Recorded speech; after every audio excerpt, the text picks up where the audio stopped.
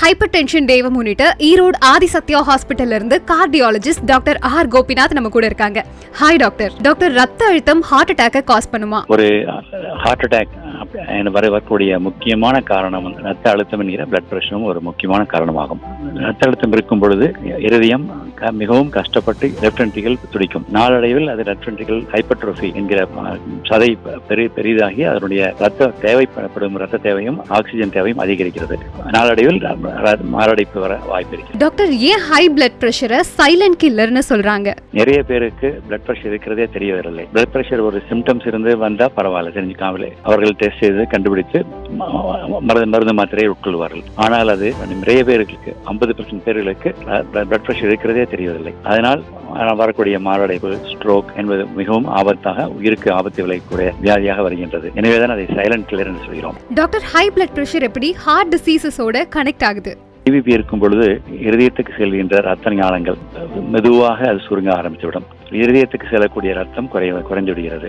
IVP இருக்கும் பொழுது இடது வென்ட்ரிக்கிள் மிகவும் கஷ்டப்பட்டு ரத்தத்தை உந்துகிறது. அந்த கஷ்டப்பட்டு உந்தும் பொழுது இடது வென்ட்ரிக்கிள் பெரிதாகி ஹைப்பர்ட்ரோஃபி என்கிற நிலைக்கு தள்ளப்படுகிறது. இருதய லெஃப்ட் வென்ட்ரிக்கிள் ஹைப்பர்ட்ரோஃபி ஆனாவே அதற்கு தேவைப்படும் ஆக்சிஜனும் தேவைப்படும் ரத்தமும் அதிகமாக தேவைப்படுகிறது. அது மிகவும் குறைந்த பொழுது மாரடைப்பு வரக்கூடிய வாய்ப்பு இருக்கிறது. மாரடைப்பு மட்டுமல்ல, ஸ்ட்ரோக், கிட்னி ஃபெயிலியர் என்கிற எல்லாமே இதே மெக்கானிசத்தினால் வரக்கூடியது. டாக்டர், யாருக்கெல்லாம் ரத்த அழுத்தம் வரதுக்கான அதிக வாய்ப்பு இருக்கு? முன்பெல்லாம் ரத்த அழுத்தம் என்பது பிளட் பிரஷர் 40 வயதுக்கு மேற்பட்டவர்களுக்கு தான் என்று நினைத்துக் கொண்டிருந்தோம். ஆனால் இப்போது 20 வயது முதலே எல்லோருக்கும் ரத்த கொதிப்பு, பிளட் பிரஷர் இருக்க தெரியப்படுகிறது. ஒவ்வொருத்தரும் ஒரு டாக்டரிடம் ஏதோ ஒரு கண்டிஷனுக்கு செல்லும் பொழுது பிளட் பிரஷரை அளந்து அதை பார்த்துக் கொண்டு எழுதி வைப்பது நல்லதாகும். இப்பொழுதெல்லாம் 50% பேர்களுக்கு பிளட் பிரஷர் இருக்கிறது தெரியவில்லை.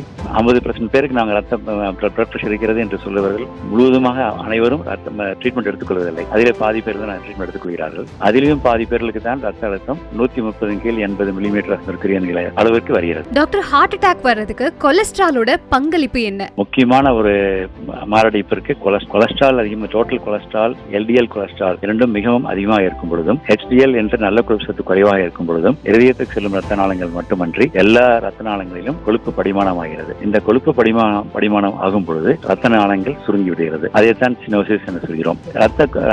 இருதயத்திற்கு செல்லக்கூடிய ரத்த பேர் கொரோனரி ஆர்டரிஸ் என்று பெயர். இந்த கொரோனரி ஆர்டரிஸ்ல ரத்த கொழுப்பு படிமானம் ஆகும் பொழுது அதனுடைய அளவு நாளங்கள் அளவு குறைந்து விடுவதால் ரத்தம் மிகவும் குறைவாக செல்லும். ஒரு கட்டத்திலே அந்த கொழுப்பு சத்து அதிகமான படிமான இடத்தில் அது ரப்சர் ஆகி த்ராம்போசிஸ் ஃபார்ம் ஆகும் பொழுது மாரடைப்பு வருகிறது. கொலஸ்ட்ரால் முக்கியமான பங்கு பெறுகிறது. டாக்டர், ரத்த அழுத்தம் ஹார்ட் அட்டாக்க காஸ் பண்ணுமா? ஒரு ஹார்ட் அட்டாக் வரக்கூடிய முக்கியமான காரணம் ரத்த அழுத்தம் என்கிற பிளட் பிரஷரும் ஒரு முக்கியமான காரணமாகும். ரத்த அழுத்தம் இருக்கும் பொழுது இருதயம் மிகவும் கஷ்டப்பட்டு லெஃப்ட் வென்ட்ரிக்கிள் துடிக்கும். நாளடைவில் அது லெஃப்ட் வென்ட்ரிக்கிள் ஹைப்பர்ட்ரோஃபி என்கிற சதை பெரிதாகி அதனுடைய ரத்த தேவைப்படும் ரத்த தேவையும் ஆக்சிஜன் தேவையும் அதிகரிக்கிறது.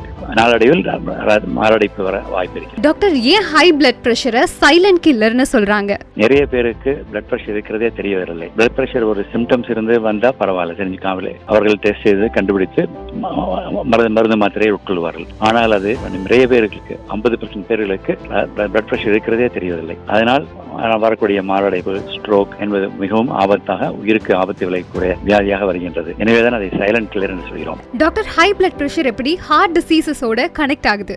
ஐவிபி இருக்கும் பொழுது இருதயத்துக்கு செல்கின்ற ரத்த நாளங்கள் மெதுவாக அது சுருங்க ஆரம்பித்துவிடும். இருதயத்துக்கு செல்லக்கூடிய ரத்தம் குறைந்து விடுகிறது.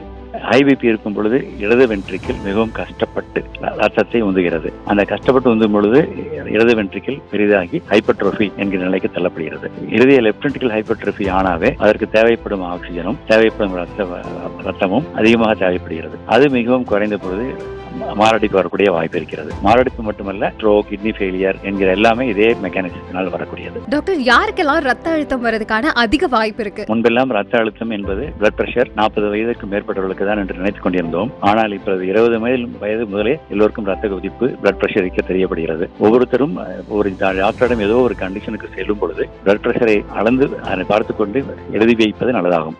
இப்பொழுதெல்லாம் 50% பேர்களுக்கு பிளட் பிரஷர் இருக்கிறது தெரியவில்லை.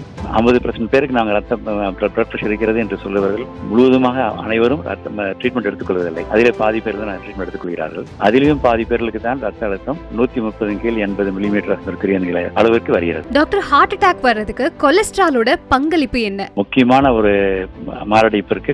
கொலஸ்ட்ரால் அதிகமாக, டோட்டல் கொலஸ்ட்ரால், எல்டிஎல் கொலஸ்ட்ரால் இரண்டும் மிகவும் அதிகமாக இருக்கும் பொழுதும், HDL என்ற நல்ல கொழுப்பு சத்து குறைவாக இருக்கும் பொழுதும் இதயத்துக்கு செல்லும் ரத்த நாளங்கள் மட்டுமன்றி எல்லா ரத்த நாளங்களிலும் கொழுப்பு படிமானமாகிறது. இந்த கொழுப்பு படிமானம் ஆகும் பொழுது ரத்த நாளங்கள் சுருங்கி விடுகிறது. அதைத்தான் சினோசிஸ் என்று சொல்கிறோம். இதயத்திற்கு செல்லக்கூடிய ரத்த பேர் வந்து கொரோனரி ஆர்டரிஸ் என்று பெயர். இந்த கொரோனரி ஆர்டரிஸ்ல ரத்த கொழுப்பு படிமானம் ஆகும் பொழுது அதனுடைய அளவு நாளங்களுக்கு அளவு குறைந்து வருவதால் ரத்தம் மிகவும் குறைவாக செல்லும். ஒரு கட்டத்திலே அந்த கொழுப்பு சத்து அதிகமான படிமான இடத்தில் அது ரப்சர் ஆகி த்ராம்போசிஸ் ஃபார்ம் ஆகும் பொழுது மாரடைப்பு வருகிறது. கொலஸ்ட்ரால் முக்கியமான பங்கு பெறுகிறது. Thank you, doctor. A public awareness initiative for healthy India.